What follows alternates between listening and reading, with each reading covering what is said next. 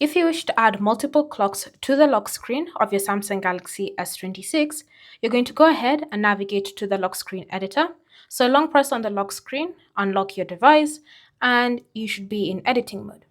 From here, you're going to tap on the current clock that you're using and select the option Style. Under Style, you're going to swipe through the different options until you find one that allows you to add more than one clock. Once you've selected it, you can now go ahead and customize even further by changing the font, the thickness of the text, as well as the color of the clock. And then just tap on an empty space on the current editor. From here, you should now be able to see this option, Add City. So tap on it like so, and then go ahead and choose a city that you wish to add.